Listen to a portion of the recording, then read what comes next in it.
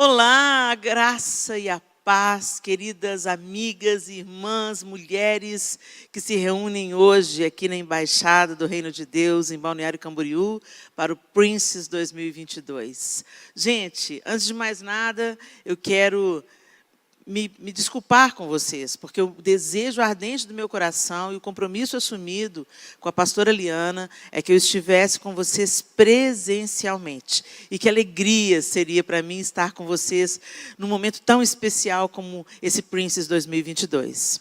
Mas o Senhor me convocou para um tempo de mergulho, de imersão, de busca pelo Senhor, estratégica no tempo que nós temos para viver adiante de nós.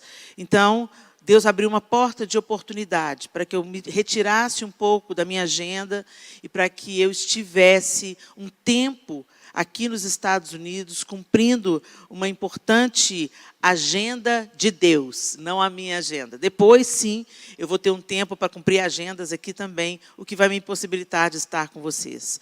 Mas, antes de mais nada, eu quero dizer que vocês são amadas e que eu espero que, em breve, o Senhor nos dê uma oportunidade de eu estar presencialmente com vocês. Bendito seja Deus pela tecnologia, não é? Que nos permite estar assim pertinho, mesmo com tantos quilômetros nos separando. Deus abençoe vocês. Eu sei que Ele está fazendo grandes coisas nesse Princess 2022. Vamos lá, o tema, o versículo que dá o tema, né, que fala do que a gente tem abordado aqui nesses dias, está em 2 Coríntios, capítulo 5, no verso 17. E o apóstolo Paulo, na sua carta à igreja em Corinto, ele está dizendo: portanto, se alguém está em Cristo, é nova criação. As coisas antigas já passaram, e eis que surgiram coisas novas. Eu gosto também da versão NVT, a nova versão transformadora. Olha o que ela diz. Logo, todo aquele que está em Cristo se tornou nova criação. A vida, a velha vida, acabou. E uma nova vida teve início. Olha que coisa linda, gente. Eu amo essa versão, a nova versão transformadora. A velha vida acabou. E uma nova vida teve início. Você que está em Cristo, você se tornou nova criação. Gente, a gente às vezes passa pela Bíblia e a gente lê e a gente até repete o verso sem compreender a profundidade do que o apóstolo Paulo está dizendo nesse texto. Ele está dizendo que você estava vindo caminhando, vivendo a sua vida de um jeito, fazendo as suas próprias escolhas, morto nos seus delitos e nos seus pecados pela queda do primeiro homem. Nós estávamos todos mortos. A palavra de Deus diz, o mesmo apóstolo Paulo em Romanos diz, pois todos pecaram e destituídos estão da glória de Deus. E Cristo veio para nos resgatar e nos recolocar no lugar que nós perdemos pela queda. Não é profundo isso? Às vezes as pessoas, a gente está evangelizando, falando de Jesus, e elas falam assim, mas eu preciso ser salvo de quê? Para que eu preciso ser salvo? Você precisa ser salvo de você mesmo. Você precisa de ser salvo do seu estado de morte. Você já está morto nos seus delitos e nos seus pecados. E o Senhor quer te resgatar e te ressuscitar para que você viva o plano original de Deus. Para que você viva agora como nova criação. A gente canta isso em canções, a gente fala sobre isso, a gente proclama esses versículos, mas a gente continua vivendo uma vida como a vida antiga. Então, o que acontece? Você aceitou Jesus, você veio para a igreja, você passa a fazer parte de uma comunidade de fé, você absorve os costumes e o palavreado dessa comunidade de fé onde você está inserido, mas a sua vida não sofre nenhum impacto, porque você não entendeu, você mudou de religião. O que você fazia na outra religião, você deixou de fazer e agora você assume novos ritos, mas você não assume uma nova vida. Jesus não veio fundar uma religião. Jesus veio ressuscitar pessoas, tirar as pessoas da morte para a vida, tirar as pessoas da queda para reconciliá-las com Deus. abrir os olhos das pessoas, a mente das pessoas, os ouvidos das pessoas, para que elas não vivam mais caminhando para a morte, mas passem agora a caminhar para a vida. Gente, isso é profundo demais. E o mesmo apóstolo Paulo, ele fala lá em Efésios capítulo 5, se você puder abrir aí a sua Bíblia, em Efésios capítulo 5, ele começa para os cristãos que viviam em Éfeso. Gente, eu sou apaixonada pelas cartas de Paulo, porque é tão lindo o que Deus faz quando nós não temos nem ideia, né? Certamente o apóstolo Paulo estava sabendo que estava cumprindo o seu propósito, fortalecendo a igreja cristã que estava nascendo ali, né? Jesus veio e todo o ministério de Jesus se deu no meio do judaísmo. Todos os seus discípulos eram judeus, inclusive Paulo. Mas Jesus convoca Paulo para estender a salvação aos gentios, para levar as boas novas do evangelho aos gentios, aqueles que estavam envolvidos com a idolatria, aqueles que não conheciam o Deus de Israel como o povo judeu conhecia. Então, o apóstolo Paulo foi cumprindo isso, fundando igrejas em toda a Ásia e também escrevendo cartas a essas igrejas, ensinando essas igrejas como elas deveriam viver essa nova vida. E essas cartas reverberam e alcançam a gente aqui na América do Sul, mais de 2000 anos depois, moderando a maneira que a gente deve viver hoje. Essa é a bendita palavra de Deus. Ela não é antiga, ela é operante, ela é viva, ela se renova e ela continua transformando a nossa vida, reverberando e trazendo pessoas, ensinando essas pessoas essa nova vida em Cristo mais de 2000 anos depois. É uma palavra sobrenatural, não é? É um livro sobrenatural. E aí, em outra carta, a igreja em Éfeso, no capítulo 5, na carta aos Efésios, ele diz: portanto, como filhos amados de Deus, imitem-no em tudo que fizerem. Vivam em amor, seguindo o exemplo de Cristo que nos amou e se entregou por nós como oferta e sacrifício de aroma agradável ao Senhor.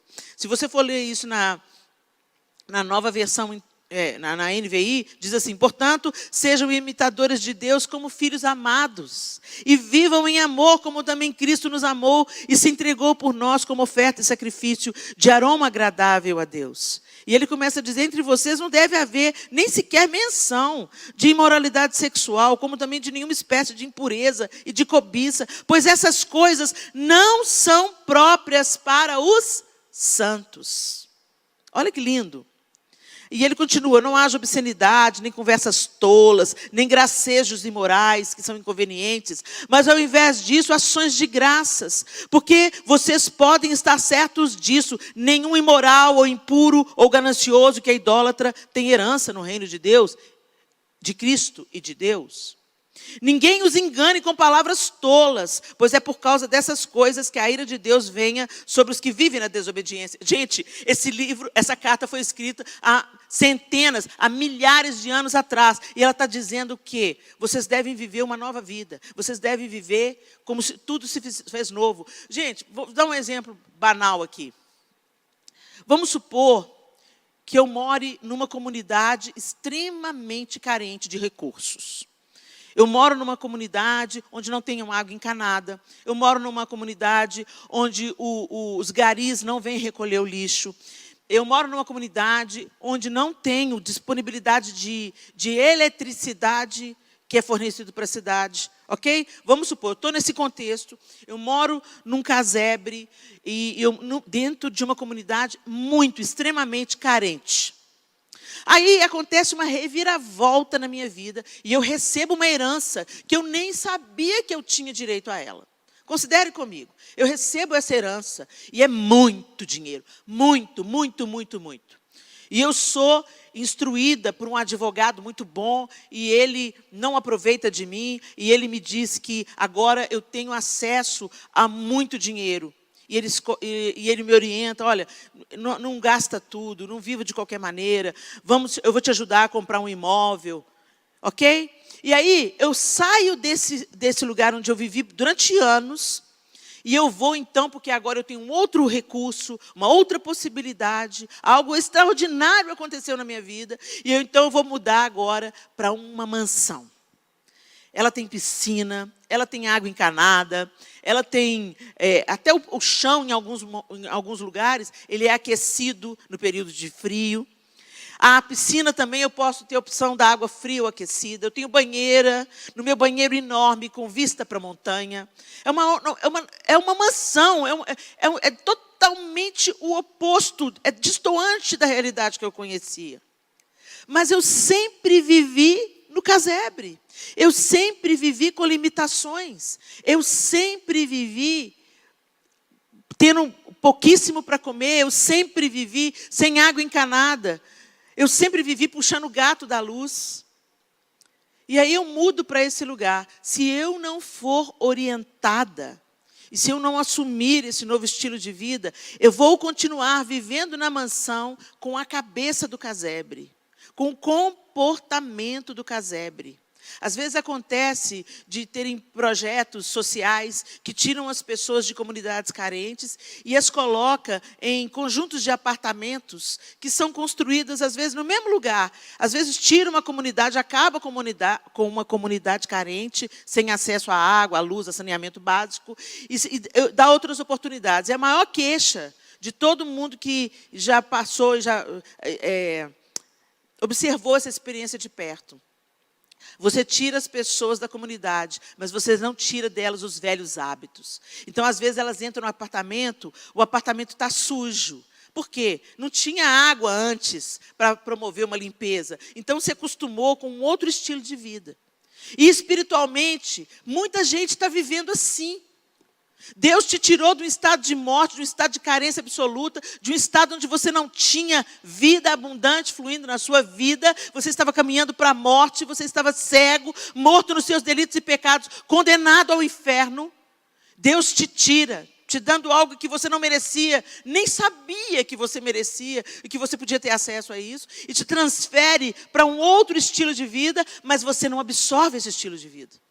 Então, qual que é o resultado disso? As coisas velhas ficaram para trás, hoje eu tenho uma nova vida, mas eu não desfruto dessa vida, eu não deixo Deus me reeducar, eu não deixo o Espírito Santo me guiar nesse novo e vivo caminho, onde eu caminho com generosidade, onde eu caminho não mais cativo aos meus vícios antigos, onde eu caminho sendo liberta, desfrutando da liberdade e anunciando essa verdade a outras pessoas.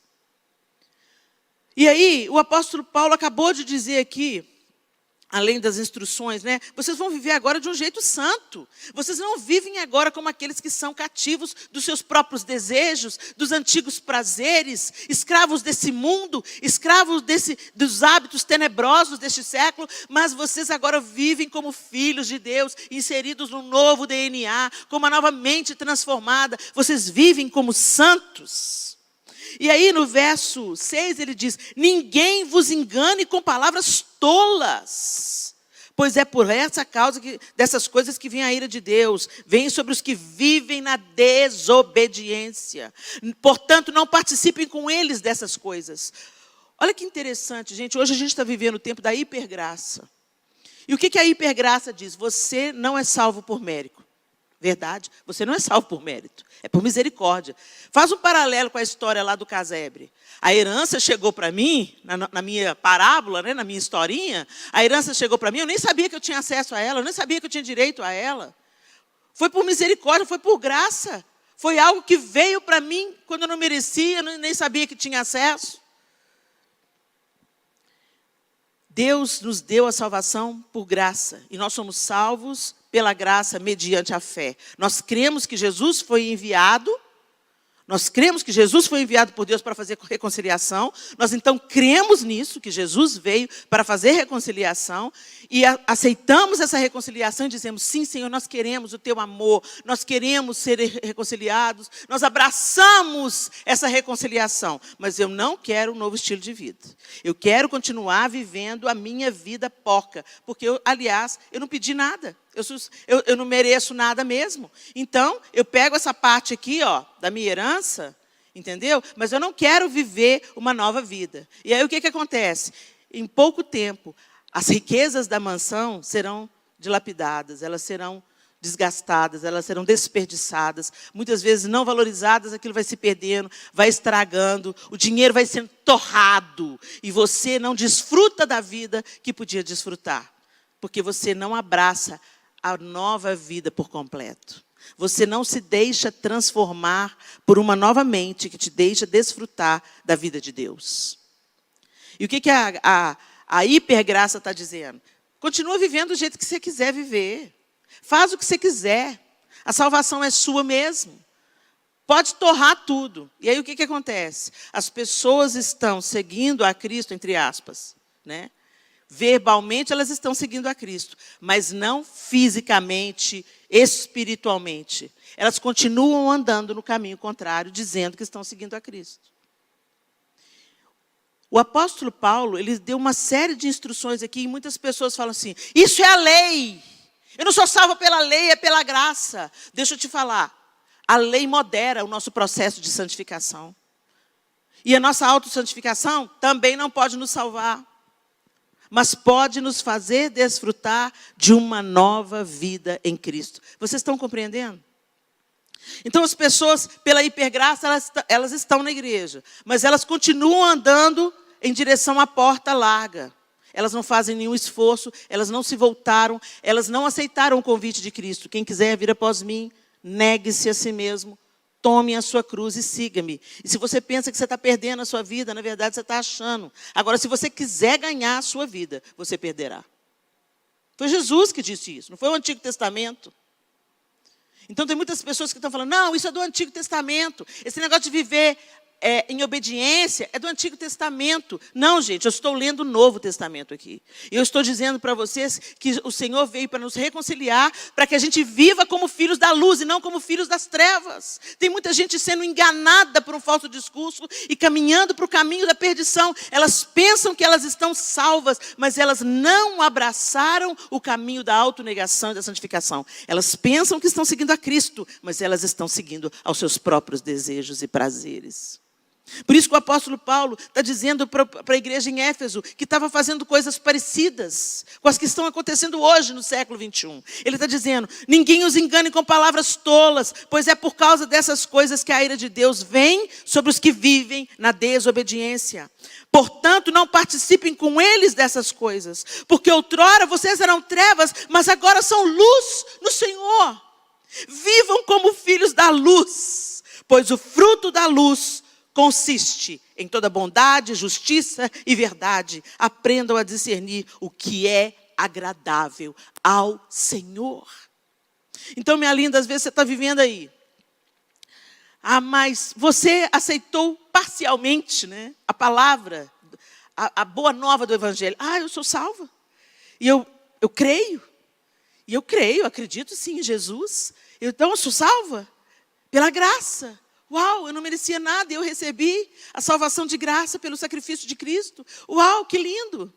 Mas você continua vivendo do seu jeito. Você não abraçou a reconciliação. O que é reconciliação, gente? Duas pessoas estavam separadas, no nosso caso aqui com Deus, separados pelo pecado. Então não há mais comunicação,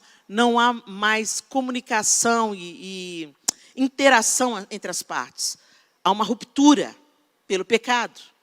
E Deus manda reconstruir a ponte em Jesus. Ele retoma o canal de comunicação em Jesus. E a gente acha lindo o canal de comunicação. Nossa, que ponte linda. Eu agora posso entrar na presença de Deus. Eu agora posso desfrutar da vida de Deus. Eu agora posso voltar a ter comunhão com Deus. Que legal. Mas você não passa pela ponte. Você não entra pela porta. Você não entra pelo caminho. Você não abraça essa reconciliação. Você não caminha os passos que você precisa caminhar para se chegar a Deus. E aí você vive cativo dos seus prazeres, cativo do seu estilo de vida, construindo a sua casa sobre a areia, porque aquele que escuta a palavra de Deus e não coloca em prática é semelhante ao homem tolo, que constrói a casa na areia e vindo o dia mal não prevalecerá, não permanecerá de pé. Isso justifica um tanto de coisa. Eu não estou dizendo que andar com Deus, a gente não vai ter aflição. O próprio Jesus falou, no mundo tereis aflições, mas tem de bom ânimo, eu venci. Mas para você vencer as aflições dessa terra, você tem que colar em Cristo, senão você vai sucumbir. Vai sucumbir ao adultério, vai sucumbir a uma vida de vícios, vai sucumbir ao engano, à mentira, vai sucumbir ao desprezo a Deus. É sério, né? Quantas pessoas dentro da igreja dançando a música que Satanás toca. Relacionamentos quebrados pela rebelião, pelo orgulho, pela arrogância, pelo adultério e pela mentira, pela traição nas amizades, pelo utilitarismo, onde se utiliza o outro para se chegar onde quer. Quantas pessoas vivendo da igreja, dentro da igreja, entristecidas, cabisbaixas, desanimadas, se sentindo desamparadas e desprezadas, enquanto Deus tem os seus braços de amor e restauração abertos para te dar uma nova mentalidade.